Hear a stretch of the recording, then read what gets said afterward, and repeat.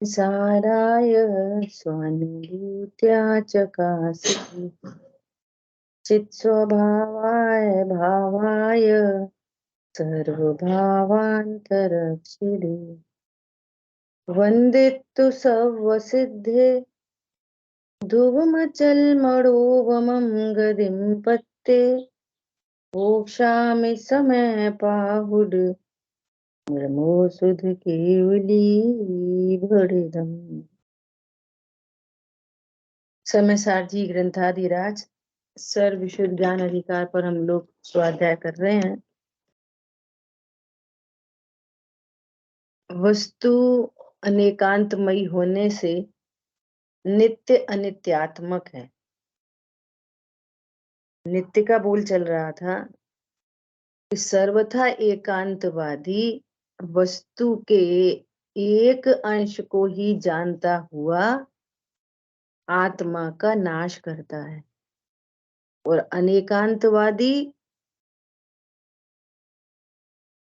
यहाँ पर शब्द बहुत अच्छे हैं, चैतन्य आत्मकता के द्वारा चैतन्य वस्तु को नित्य उदित अनुभव करता हुआ टंकोत्कीर्ण घन स्वभाव जिसकी महिमा है, ऐसे ज्ञान रूप वर्तता हुआ जीता है।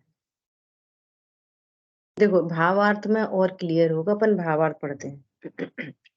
एकांतवादी ज्ञेयों के आकारानुसार ज्ञान को उत्पन्न और नष्ट हुआ देख,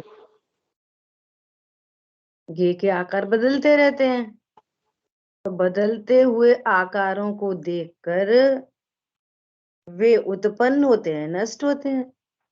आकार उत्पन्न होते हैं, नष्ट होते हैं, है ना। ऐसा देखकर अनित्य पर्यायों के द्वारा आत्मा को सर्वथा अनित्य मानता हुआ, अब ऐसे लगाओ, अनित्य संयोगों को देखकर, संयोग अनित्य है, तो अनित्य संयोगों को देखकर अपने को भी अनित्य जानता हुआ अपना नाश करता।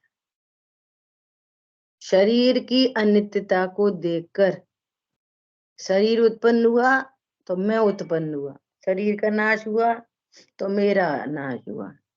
तन उपजत अपनी उपज जान और तन नशत आपको नाश मान।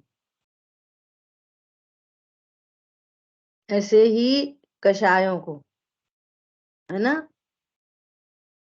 कषाय की मंदता है, हम तो पहले बहुत धर्म करते थे, अब धर्म नहीं कर पा रहे, मैं ही नाश को प्राप्त हुआ। ऐसे कषायों की उत्पत्ति से अपनी उत्पत्ति और कषायों के नाश से अपना नाश। इसी प्रकार ज्ञान में जो आकार बन रहे हैं उनकी उत्पत्ति पर अपनी उत्पत्ति और उनके नाश पर अपना नाश, ऐसा यहां तक लेना पूरी बात, है ना। सर्वथा अनित्य मानता हुआ अपने को नष्ट करता है। और स्यादवादी को पता है क्या, पंडित साहब ने लिखा है, संयोग शरीर कर्म रागादिक क्षण भंगुर जानो भ्राता। और मैं आत्मा नित्य स्वभावी हूं, ना क्षणिक पदार्थों से नाता। जहां बारह भावनाएं ऐसे लिखी गई ना, राजा राणा छत्रपति हाथिन के अस्पार, मरना सबको एक दिन, मरना सबको एक दिन, वहां पंडित साहब ने ऐसा प्रयोग किया, मैं आत्मा नित्य स्वभावी हूं, संयोग शरीर कर्म राग आदि ये अनित्य हैं और मैं नित्य हूं, और इनका जो आकार मेरे में बनता है वो आकार भी अनित्य है, कभी कोई सा आकार, कभी कोई सा आकार। तो आकार बदलने पर मैं नहीं बदलता, मैं तो नित्य हूं। ज्ञायक तो ज्ञायक ही रहता। ज्ञान में आकार बदल रहे हैं, ज्ञायक तो ज्ञायक ही रहता। समझ आई बात। स्यादवादी तो यद्यपि, देखो स्यादवादी कौन है, यद्यपि ज्ञान ज्ञानुसार उत्पन्न विनष्ट होता है, फिर भी चैतन्य भाव का नित्य उदय अनुभव करता हुआ जीता है, नाश को प्राप्त नहीं होता। आदरणीय सुमन जी भाषा से प्रयोग करते हैं ना, बोलो। ज्वालामुखी फट रहा है, ज्वालामुखी के भीतर जा सकते हो?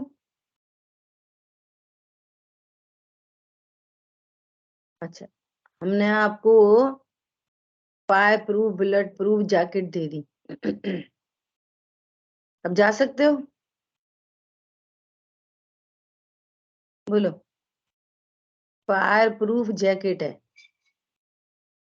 तिलक भैया जा सकते नहीं जा सकते? फायर प्रूफ बुलेट प्रूफ पहन के जा सकते हैं। जा सकते हैं, है ना? अब देखो, ये जो दृष्टांत है, मुझे ऐसे विचार आते हैं कि ये दृष्टांत है ना, इनमें बहुत गंभीरता होती है। कैसी गंभीरता होती है कि बुलेट प्रूफ पहन के कैसे जा सकते हैं? ऐसे जा सकते हैं कि कितनी भी फायर में चले जाएं, प्रसन्नता इस बात की है कि मेरा कुछ नहीं हो सकता। क्यों चले जाएंगे बुलेट प्रूफ पहन के? पहले क्यों नहीं जा रहे थे? अरे जल जाएंगे, मर जाएंगे। और अब बुलेट प्रूफ पहन ली, अब मेरा कुछ नहीं होगा, बाल बांका नहीं होएगा, अब चले जाएंगे, कोई दिक्कत नहीं। समझ में आ रही है? इसका अर्थ क्या है? इसका अर्थ ये है कि अपने सुरक्षित पने का पता चल जाए तो कहीं भी कूद सकते हैं। क्या बोला? ये पता चल जाए कि मेरा बाल बांका नहीं होगा तो कूद जाएंगे। शर्त ये है, मेरे में कुछ नहीं होना चाहिए। पॉइंट समझ में आया?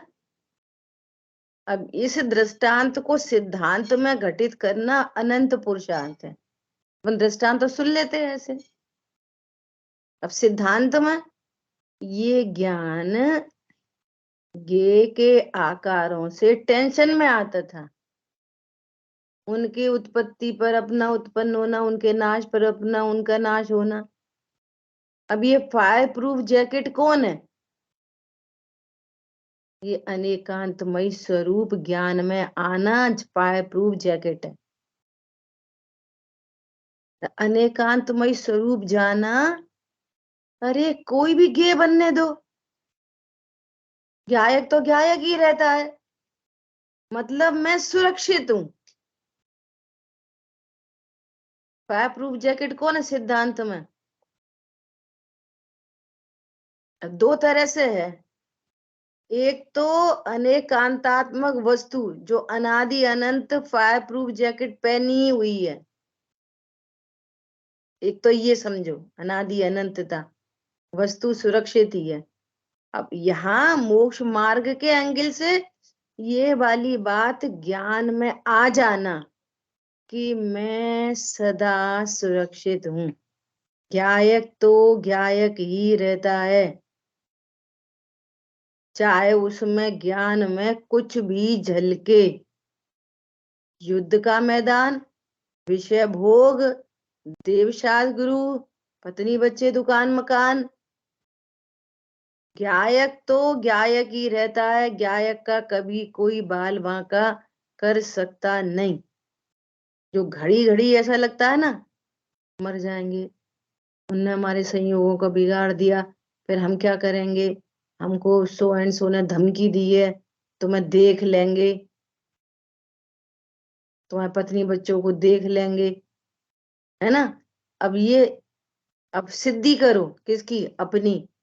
अरे मैं तो आत्मा हूं, मेरे कोई पत्नी बच्चे नहीं होते, ये शब्द आदि भी ज्ञान में आ रहे हैं, कोई मेरा बाल बांका कर ही नहीं सकता। मैंने तो ऑल प्रूफ जैकेट पहन रखी है, ऑल प्रूफ। अकेली फायर प्रूफ नहीं, वाटर प्रूफ नहीं, जर्ग प्रूफ नहीं, रस्ट प्रूफ नहीं, ऑल प्रूफ। तब वो ज्ञान निश्चिंत होगा। और जब तक निश्चिंता नहीं आएगी ना, जब तक अनेकांतमय स्वरूप को समझा नहीं जाएगा, ये सच्ची समझ जैकेट है यहाँ पर। क्या बोला सिद्धांत में? समझ सच्ची हो गई है। अरे ज्ञायक तो ज्ञायक ही रहता है। क्या बोला? ये है ऑल प्रूफ जैकेट, ये सच्ची समझ। अब बताओ क्या हो जाए तो मेरा बिगड़ेगा? क्या हो जाए बोलो? न कोई से राग, न कोई से द्वेष। सेठ सुदर्शन को वो रानी ने इतने उपसर किए, अत्याचार किए, और सेठ सुदर्शन के ज्ञान में वो गेयाकार ही तो था। वो क्या था? वो भी गेयाकार से अपने को अप्रभावी जान रहे। अब राजा कह रहे कि तुम्हें सूली पे चढ़ा देंगे। सूली पे चढ़ाने वाले बचनों को भी गेयकार देख रहे। गायक तो गायक ही रहता है। शूली पे चढ़ाई दिया, शूली भी गायक गेयकार दिख रही। कौन समझ में आ रहा है? बोलो। शूली क्या दिख रही? गेयाकार के उत्पन्न होने पे मैं उत्पन्न नहीं होता, गेयाकार के नाश होने पर मैं नाश नहीं होता। ऐसा ऑल प्रूफ मैं हूं। जानो मत जानो, गायक तो गायक ही रहता है। आप गायक हो, गायक ही बने रहते हो। कोई तुम्हारा बाल बांका नहीं कर सकता। आज तक किसी ने मुझे छुआ नहीं। व्यभिचार की बात तो बहुत दूर की रह गई। कल भैया और हम लोग इसी चर्चा कर रहे हैं। आगे आगे कल आगे श्लोक आया ना अनेकांतात्मकता का, कि कितनी बड़ी मजबूरी है। आप ये समझो कि मैं हूं तो आत्मा, और आत्मा अमूर्तिक है,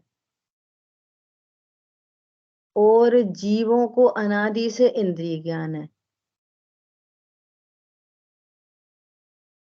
क्या बोला? अनादि से उपयोग बहिर्मुखी है, इंद्रियों के माध्यम से प्रवर्त रहा है। और इंद्रियां स्पर्श रसगंध वर्ण शब्द को बताती हैं। इंद्रियों का विषय है स्पर्श रसगंध वर्ण और शब्द है। अब बोलो, आत्मा को जानना कितना मुश्किल काम है। तुम्हारे पास अमूर्तिक ज्ञान है नहीं, है ना? और वस्तु अमूर्तिक है। अब कैसे समझी जाए? इतनी इतनी बड़ी झंझट है। इसलिए इसलिए शब्द शब्द में एक एक्स्ट्रा ऑर्डिनरी ताकत है। शब्द में क्या ताकत है? कि शब्द में वस्तु को कहने की शक्ति है, और कथन में और वस्तु में वाचक वाच्य संबंध है। जैसे नींबू शब्द बोला, नींबू, तो इस शब्द में ये शक्ति है कि वो ज्ञान में नींबू जता देगा। बोला जा रहा नींबू दिख रहा है पीला पीला खट्टा खट्टा, ये शक्ति है। इसलिए शब्दों के माध्यम से अनेकांतमयी स्वरूप जाना जाता है। और वस्तु प्रसिद्ध की जाती है, वस्तु। मैं रोज फोकस करती हूँ इस बात पर, वस्तु, वस्तु की सिद्धि हो रही है। शब्द सीखने की सिद्धि ने मत करो, इसकी सिद्धि करो, वस्तु। ठीक है, इतना बड़ा टास्क है ये, स्वाध्याय इतना बड़ा टास्क है। क्या बोला है? इंद्रिय ज्ञान, इंद्रिय ज्ञान मतलब जो इंद्रियों के द्वारा प्रवर्त रहा है अनादि से। और वस्तु अतीन्द्रिय, इतना बड़ा टास्क है। जो व्यक्त दिख रहा है वो उसमें वस्तु नहीं है, वस्तु अव्यक्त है। अब शब्द माध्यम है, बस इतनी सी बात है। तो ये बिग टास्क है, ये एनालिसिस है ये पूरी, उसका नाम स्वाध्याय है। शब्दों की प्रसिद्धि नहीं चाहिए, वस्तु की प्रसिद्धि चाहिए, तो काम होता है। ठीक है, तो इस तरह से नित्यत्व का भंग हुआ। अनित्य पर्याय जानने में आ रही हैं, परंतु एकांतवादी जहां अनित्य पर्याय हैं तो वहां वस्तु की नित्यता है। पर्याय बिना गुण के कैसे होगी, और बिना गुण के द्रव्य कैसा होगा? तो द्रव्य की सिद्धि होती है, ऐसा यहाँ पर कह रहे हैं। अब देखो 14वें भंग में क्या कह रहे हैं। पशु अर्थात सर्वथा एकांतवादी अज्ञानी टंकोत्कीर्ण विशुद्ध ज्ञान के विस्तार रूप एक आकार आत्म तत्व की आशा से सर्वथा नित्य आत्म तत्व की आशा से उछलती हुई निर्मल चैतन्य प्रणति से भिन्न कुछ आत्म तत्व को चाहता है। देखो क्या कह रहे हैं, जो एकांतवादी है वो विशुद्ध ज्ञान के विस्तार रूप एक आकार बहुत लोग ऐसी सामायिक करते हैं, कैसी, आंख बंद करके बैठ गए और कोई गे नहीं झलके, गे हटाने में ही सामायिक सामायिक करते, गे हटाने की। कि मुझे कोई गे जानने में नहीं आए, एक आकार, सिर्फ एक आकार दिखाई दे, सर्वथा नित्य आत्म तत्व की आशा से ऐसा प्रयोग करते हैं एकांतवादी। स्वरूप कैसा है? अनेक आकार झलकते रहो, मैं तो एक आकार ही हूं। तो अनेकांतवादी स्वरूप समझ के निश्चिंत रहता है। और एकांतवादी क्या करता है? अब देख आगे कितने सुंदर शब्द लिखे, उछलती हुई निर्मल चैतन्य प्रणति से भिन्न कुछ आत्म तत्व को चाहता है।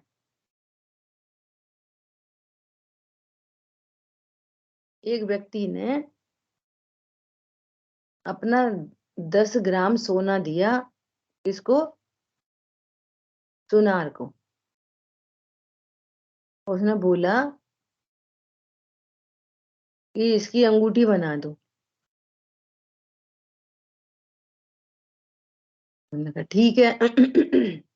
अब वो लेने आया तो उसने अंगूठी दी, अंगूठी दी, ये लो भैया अंगूठी। नहीं अंगूठी तो ठीक है, सोना कहाँ है? सोना कहाँ है? तो उन्होंने बोला कि यही तो सोना है। कि आप तो कह रहे हो ये अंगूठी है। अब ये बताओ कि अंगूठी से भिन्न कौन सा सोना है? अंगूठी से भिन्न कौन सा सोना दे दिया जाए? अंगूठी अलग और सोना अलग। तो कल दृष्टांत थे वो अलग थे, आज दृष्टांत क्या है? अलग। अंगूठी से भिन्न कोई सोना है क्या? अरे अब वो कह रहे हैं अरे यही सोना है तुम्हारा। जैसे अंगूठी और सोना, सोना द्रव्य, अंगूठी पर्याय। तो वो टूटा फूटा ले गया था ना सोना, तो उस पर्याय का व्यय हुआ, सोने का व्यय नहीं हुआ। और अंगूठी पर्याय का उत्पाद हुआ, सोने का उत्पाद नहीं हुआ। तो ये अंगूठी में क्या है? सोना ही तो है, वो क्या है? ऐसे ही ज्ञान की प्रत्येक पर्याय में कौन है? ज्ञायक ही तो प्रसिद्ध हो रहा है। तुम कुछ और ज्ञायक चाहते हो क्या समझ में आ रही है बात? इस ज्ञान से अन्य कुछ और ही ज्ञायक चाहते हो। सो वो कौन सा होता है ज्ञान से अन्य ज्ञायक? अरे जहां जहां ज्ञान वहां वहां ज्ञायक, जहां जहां ज्ञायक वहां वहां ज्ञान। समझ में आ रही है बात? ज्ञानानुभूति ही आत्मानुभूति है, आत्मानुभूति ही ज्ञानानुभूति है। शक्कर की अनुभूति मिठास की अनुभूति है, मिठास की ही अनुभूति शक्कर की अनुभूति है। शक्कर की अनुभूति कैसी है? मिठास स्वरूप। और मिठास की अनुभूति हुई तो काय की हुई? कि शक्कर की। कोई अंतर है दोनों में? नहीं, ये तो मिठास है, चीनी का है। अरे यही तो चीनी है, जो मिठास है वही तो चीनी है। अरे जो ज्ञान है वही तो ज्ञायक है।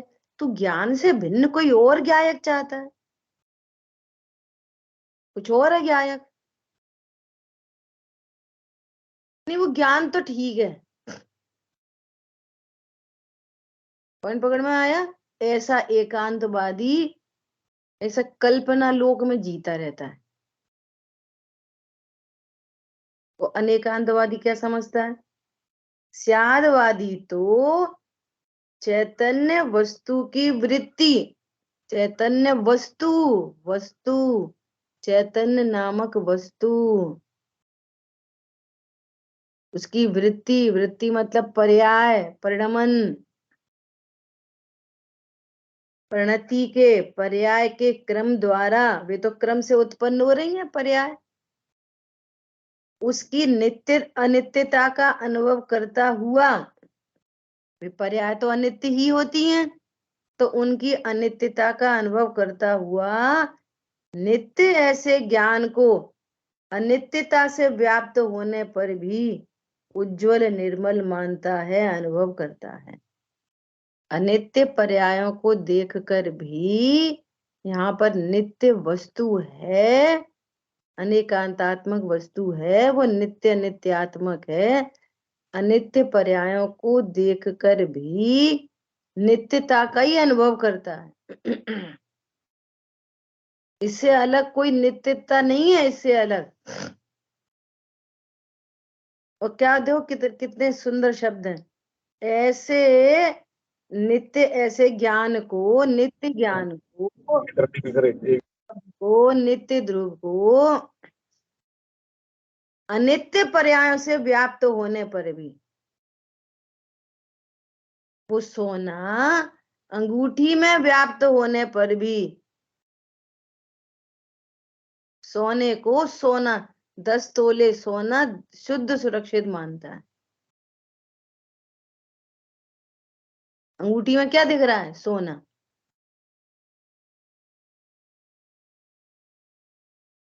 ऐसा, हाँ, क्या बात तो वही चल रही है लगातार। ज्ञान मतलब आत्मा, आत्मा मतलब ज्ञान, लक्षण से बात चल रही। प्रश्न ही यही चल रहा है, ज्ञान मात्र में अनेकांतात्मकता कैसे सिद्ध होती है, प्रश्न ही यही चल रहा है। ठीक है, देखो भावार्थ। एकांतवादी ज्ञान को सर्वथा एकाकार नित्य प्राप्त करने की वांछा से उत्पन्न होने वाली और नाश होने वाली चैतन्य वृत्ति से पृथक कुछ ज्ञान को चाहता है। इनसे अलग ही कुछ ज्ञान है, मतलब आत्मा। ये तो पर्याय है, उत्पन्न विनाश को हो रही, कभी ये जानने में ये आ रहा, ये जानने में आ रहा। तो क्या करो, आत्मा को जानना है। तो एक ज्ञान से अलग कोई आत्मा है? अब देखो गजब की बात है। उपदेश आपको ऐसे मिलेंगे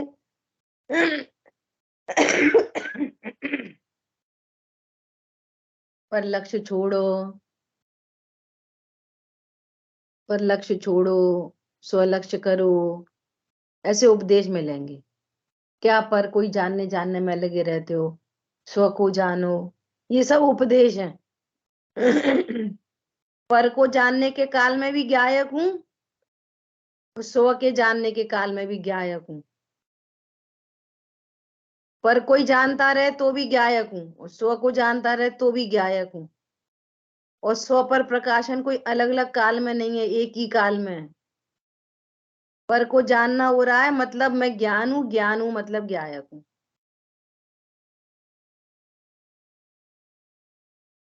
मच्छर ने काटा, किसका ज्ञान हुआ, मच्छर का कि शरीर का? बोलो, किसका ज्ञान हुआ, मच्छर का शरीर का? मच्छर का ज्ञान हुआ इक्वल टू अज्ञान, शरीर का ज्ञान हुआ इक्वल टू अज्ञान, दर्द का ज्ञान हुआ इक्वल टू अज्ञान, और उसका ज्ञान हुआ ये भी अज्ञान, और मैं ज्ञायक हूं ये सब में ज्ञान। समझ में आ रही है बात? ज्ञायक तो ज्ञायक ही रहता। प्रसिद्धि किसकी हो रही है, मच्छर की? कि मैं जिंदाबाद हूं इसकी, या डेड बॉडी नहीं है, या जीव राज है इसकी? किसकी प्रसिद्धि हो रही है? डेड बॉडी को मच्छर काटे तो फीलिंग होगी, जहां जीव विराजमान है वहां पे काटे तो शरीर को, तो एक चेतना का ही संबंध है। तो ज्ञान पता चलेगा, ज्ञान पता चलेगा तो क्या पता चलेगा, मैं ज्ञायक हूं। तो प्रसिद्धि प्रति समय किसकी है, ज्ञायक की। और जान किसको रहे, परद्रव्यों को। ये एकांतवादी। ये क्या है, एकांतवादी। और अब ये आत्मानुभूति चाहता है। अब ये क्या चाहता है, अब ऐसे कहा देखो, अपन को तो झट में दर्द होने लगता, अपने को झट में राग द्वेष होने लगता। अब आत्मा जानना है इन सब को हटा के। तो कोई लोग को तो पूजा पाठ करके आत्मा जानना चाहते, कोई दया दान से आत्मा जानना चाहते। ये तो बहुत ही दूर की बात हो गई। और कोई गेय ज्ञान में गेयों के आकार को हटा के आत्मा जानना चाहते। समझ में आ रही है बात? तो ऐसा आत्म तत्व कब प्रसिद्ध होगा? अब देखो इसका क्या अर्थ निकल रहा है। अब समाज में ये उपदेश भी दिए जा रहे हैं, चल रहे हैं। देखो स्वाध्याय स्वाध्याय बहुत हो गई, अब थोड़ा बैठा करो, सामायिक किया करो। ऐसे उपदेश अब अपनी समाज में ही चलने लग गए। अपनी समाज मतलब मुमुक्षु में। क्या स्वाध्याय तो बहुत हो गई, अब थोड़ी देर बैठा करो। अब बैठ गए भैया, अब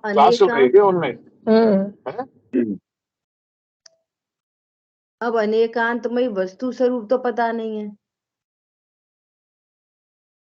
अब बैठ गए, तो बैठ गए में ही तो शरीर की प्रसिद्धि हो गई सबसे पहले। पहली घड़ा उल्टा हो गया। और अनेकांतमय स्वरूप आपको ख्याल में ही नहीं है। बोलो, स्व द्रव्य क्षेत्र काल भाव से अस्ति और पर द्रव्य क्षेत्र काल भाव से नास्ति। अब सामायिक होगी कैसे, प्रश्न ये है। इसलिए सबके प्रश्न पता कैसे आते हैं? जब सामायिक करने बैठते हैं, पता नहीं उपयोग कहाँ कहाँ चला जाता, पता नहीं कौन कौन सी याद आ जाती। तो यही समझता है कि ज्ञान में ज्ञेयों को हटा के सामायिक होती है। यहाँ तो ये कह रहे हैं कि धुआंधार विषय भोग का भी विकल्प आ जाए तो भी प्रसिद्धि किसकी हो रही है? ज्ञान की, ज्ञायक की, कि विकल्पों की? तू प्रसिद्धि तो करता है विकल्पों की,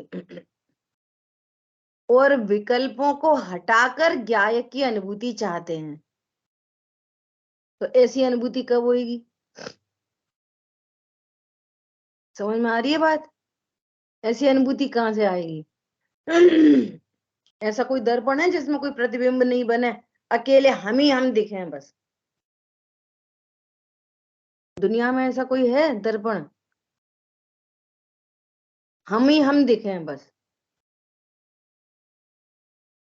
अरे तुम कहीं भी तो खड़े होगे तो दीवार झलकेगी, खिड़कियां झलकेंगी, कपड़े झलकेंगे, हम ही हम कैसे झलकेंगे? तुमको तो दर्पण की प्रसिद्धि करनी है ना, तो जिसमें झलक जाए वो दर्पण, तो इतने से दर्पण की प्रसिद्धि कर लो बस। और इससे ज्यादा कुछ नहीं होता। क्या बोला? इससे और ज्यादा ओवर इमेज मत करो आत्मानुभूति के नाम पर। पॉइंट पकड़ में आ रहा है? ऐसी बात है। देखो आगे।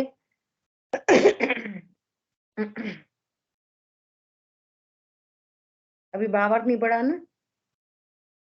देखो, एकांतवादी ज्ञान को सर्वथा एकाकार नित्य प्राप्त करने की वांछा से, वांछा कैसी है उसकी? नित्य, एकाकार, अनेकाकार नहीं हो भैया। अनेकाकार के बीच में वो एकाकार ही है,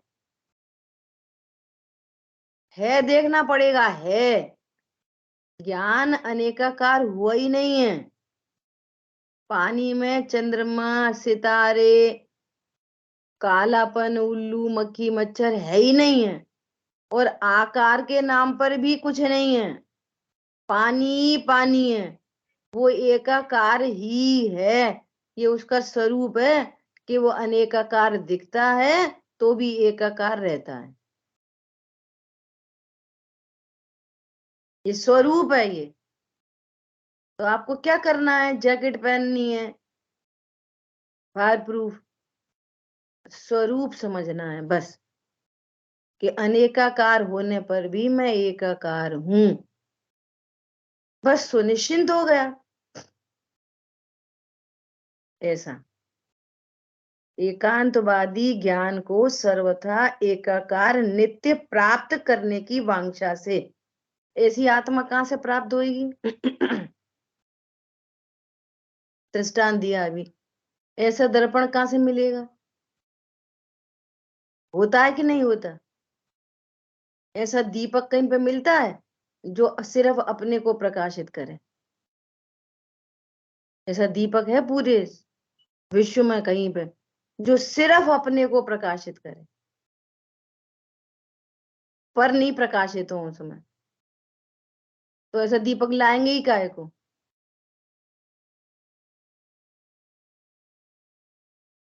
अरे स्व पर प्रकाशन एक ही काल में।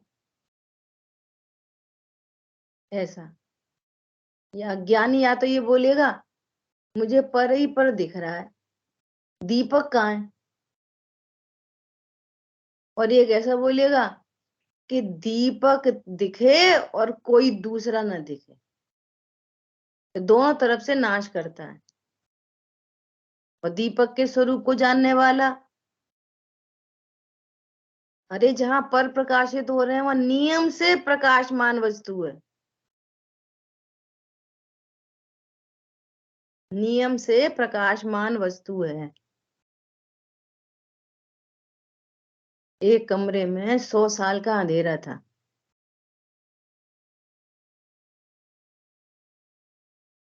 और वहीं पर एक स्विच लगा था, तो स्विच ऑन किया तो पूरा कमरा जगमगा गया। उसमें सब बहुत अच्छी अच्छी चीजें रखी थी। तो आपको सबसे पहले क्या दिखेगा, क्या देखना चाहोगे, बोलो।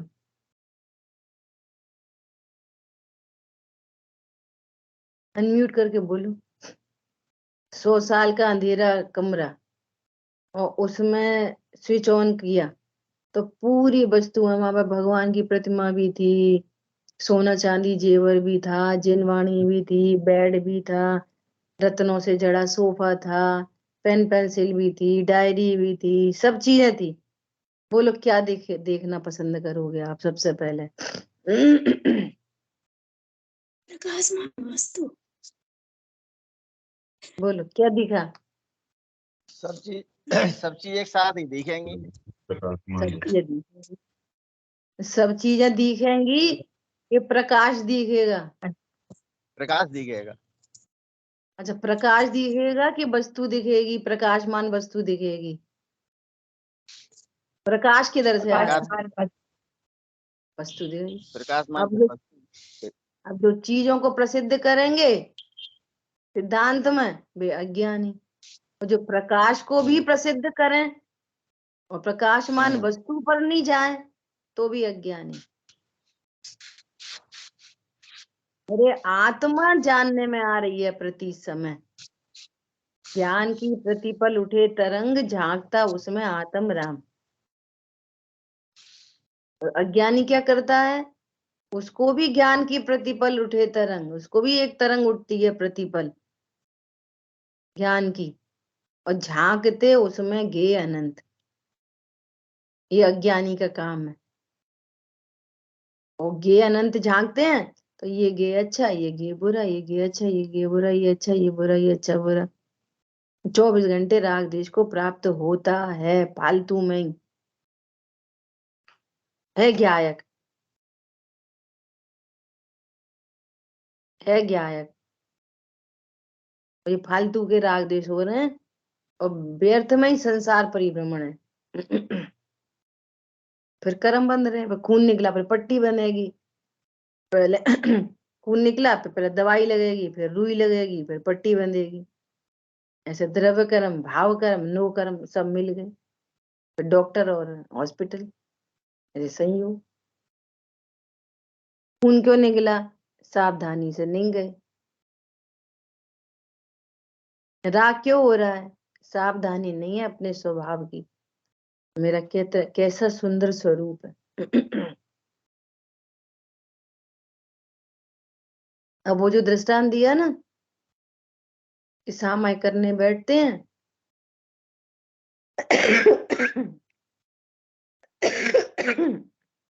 तो पता नहीं कैसे कैसे विकल्प आते हैं।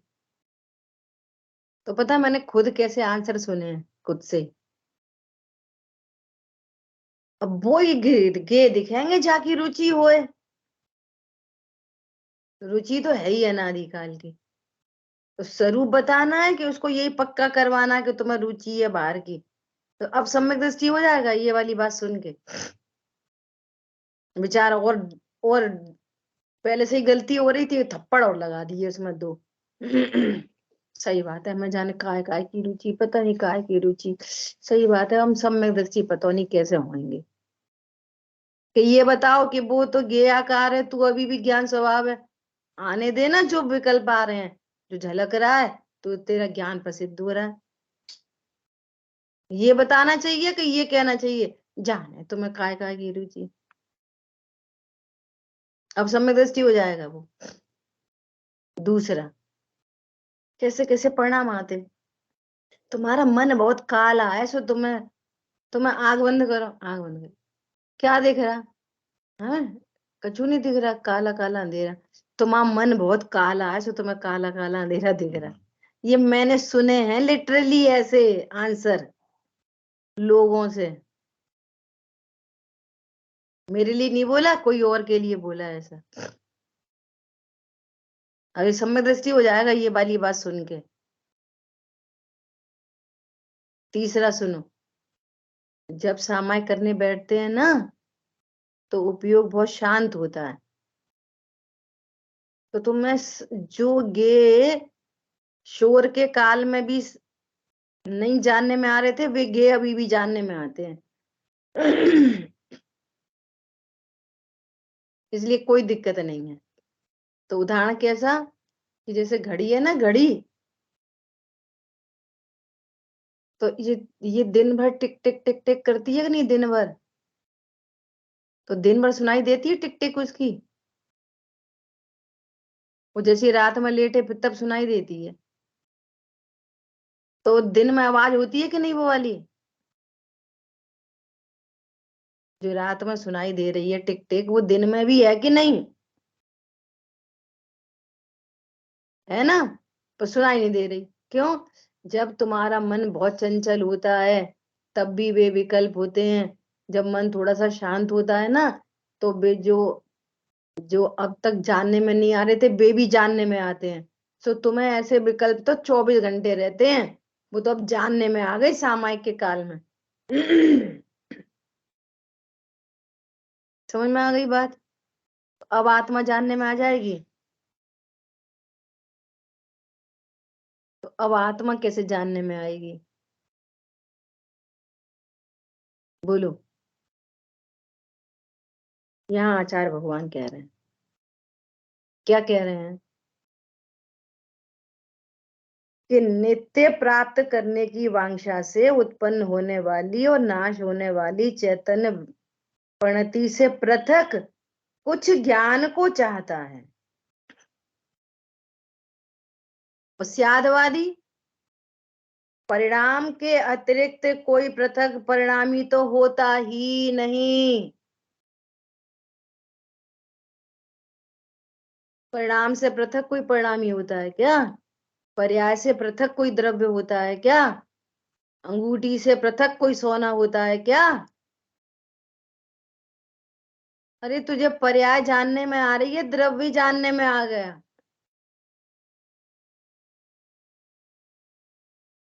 चीनी की अनुभूति कैसी होती है?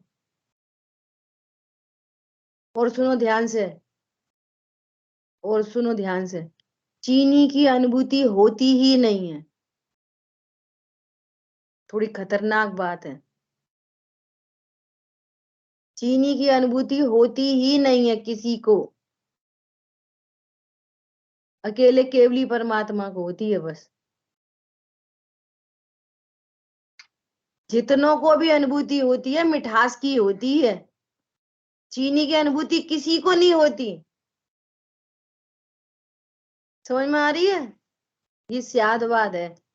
जितनों को अनुभूति होती है मिठास की ही अनुभूति होती है, और मिठास से चीनी प्रसिद्ध होती है। पर्याय सदा व्यक्त होती है, द्रव्य सदा ही अव्यक्त होता है। आंख बंद करो और जिह्वेंद्रिय पे कुछ रखा तो क्या जानने में आया? पर्याय जानने में आती है लक्षण, और लक्षण से लक्ष्य प्रसिद्ध होता है। और वो लक्षण की अनुभूति ही द्रव्य की अनुभूति है। चीनी की अनुभूति हुई है किसी को? पूरी चीनी की जिह्वा इंद्रिय पर रखने पर मिठास पता चलती है, सफेदी पता चलती है, अस्तित्व वस्तु तो पता चलते हैं, उसका चिकनापन भारीपन पता चलता है जिह्वा इंद्रिय पे। तो फिर कैसे बोलते हो चीनी खाई हमने? लक्षण से लक्ष्य प्रसिद्ध होता है, ऐसी ज्ञान से ज्ञायक प्रसिद्ध होता है। और जिसको लक्षण प्रसिद्ध है उसको लक्ष्य प्रसिद्ध होता है, और जिसको लक्षण प्रसिद्ध नहीं है वो लक्ष्य को प्रसिद्ध नहीं कर सकता। नंबर 1। नंबर 2, वो लक्षण का भी स्वरूप कैसा है? स्वपर प्रकाशक। उपयोग छाप में ज्ञान से कह दो, स्वपर प्रकाशक। और वो स्वपर प्रकाशक बना भी कैसा है कि पर रूप कभी होता नहीं, ज्ञायक तो ज्ञायक ही रहता। समझ में आ गई बात? पर रूप कभी होता नहीं। अर्थ और तत्व के श्रद्धान को सम्यक दर्शन कहते हैं। आचार्यों ने सिखाई है। और डाइल्यूशन क्या कि अपन तो तत्व के श्रद्धान को सम्यक दर्शन कहते हैं। तत्व का भी तत्व चाहिए। क्या बोला? तत्व का भी तत्व चाहिए। जो लक्षण है उसका भी क्या स्वरूप है? जानने पर किसी रूप होता है क्या? अनेकाकार दिखाई देने पर अनेकाकार हो जाता है क्या? तो एकांती क्या करता है? या तो वो अनेकाकार नहीं हो, या तो वो अनेकाकार होता ही नहीं, और या फिर अनेकाकार दिखाई नहीं दे। दोनों तरह से नाश करता है। स्यादवादी दोनों तरह से जीता है। अनेकाकार होते हुए भी एकाकार प्रसिद्ध करता है अपने ज्ञान में। अब प्रश्न मेरा ये है कि ऐसे अनेकांत स्वरूप को नहीं जाने, और स्वाध्याय तो बहुत हो गई, बैठा करो। तो क्या करोगे बैठ के? बोलो। बैठने की प्रैक्टिस करो। ये कोई प्रैक्टिस करने की चीज है?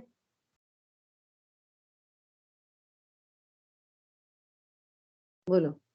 कोई ट्रिक है क्या? कोई ट्रिक है क्या? कोई ये उसको हटाओ, उसको हटाओ। हाँ, मैं तो आत्मा हूँ, आत्मा हूँ। ज्ञान तो सदैव जीता है, और ये भी एक लिमिट हुई। वैसे भी व्यवहार में एक लिमिट है कि कम टाइम के लिए बैठ गए, लेकिन ज्ञान तो सदैव जीता है। बहुत बढ़िया। ज्ञान तो सदैव है। पर्टिकुलर टाइम में वो तो विधि के लिए बोलते हैं वे लोग कि सामायिक करो और आत्मा को जानो। सामायिक भी होती है, उसकी मनाही नहीं है, पर वो होती कैसे है, बात ये है। सामायिक में ही आत्मा प्रसिद्ध होती है, पर वो होती कैसे है? ये अनेकांतात्मक वस्तु स्वरूप को जानने पर। ठीक है, ऐसा। स्यादवादी तो यह मानता है कि यद्यपि द्रव्य अपेक्षा से ज्ञान नित्य है, ज्ञान नित्य मतलब आत्मा नित्य है, तथापि क्रमशः उत्पन्न होने वाली और नष्ट होने वाली चैतन्य परिणति के क्रम के कारण ज्ञान अनित्य भी है, ऐसा ही वस्तु स्वभाव है। वस्तु का स्वभाव ही ऐसा है, नित्य नित्यात्मा। पर्याय में क्रम पड़ता है, पर्याय में आकार बदलते हैं, आकार बदलने पर भी वस्तु सदा ही एकाकार है। न एक करना है और न अनेक हटाने हैं। यह मास्टर की। न उसको एकाकार करना है और न उसका अनेकपना हटाना है। एकाकार के काल में ही अनेकाकार है, अनेकाकार के काल में ही एकाकार है। ठीक है, इस तरह से अपने ये नित्य अनित्य तक के भंग पूरे हुए। अब आगे का कलश कल लेंगे। देखो उत्थानिका देख रहे एक बार। पूर्वोक्त प्रकार से कितनी गजब की, बहुत पॉजिटिव मैसेज दे रहे हैं उत्थानिका में। पूर्वोक्त प्रकार से अनेकांत अज्ञान से मूढ़ जीवों को ज्ञान मात्र आत्म तत्व प्रसिद्ध कर देता है। और देखो आगे क्या लिखा है, समझा देता है। मतलब सच्ची समझ ही तो अनुभूति है भैया। तो क्या लिखा है, प्राप्त करना मतलब सच्ची समझ, समझ आ जाती है सही। क्या करता है अनेकांत, बिल्कुल अज्ञान से विमूढ़ जीवों को, अज्ञान से मूढ़ जीवों को ज्ञान मात्र आत्म तत्व प्रसिद्ध कर देता है, अर्थात समझा देता है। इस अर्थ का काव्य कहा जाता है। देखो कितना भी ठेठ अज्ञानी बैठा हो, जिसने कभी स्वाध्याय नहीं सुनी हो, और वो इस अनेकांत स्वरूप को जाने समझे, तो उसको भी आत्मानुभूति हो सकती है। आगे बात ख्याल में, क्यों, ये अनेकांत वस्तु स्वरूप जो जिनवाणी में लिखा है ये शब्द है, और भगवान आत्मा क्या है, शब्दों के द्वारा जानने में आने वाली वस्तु।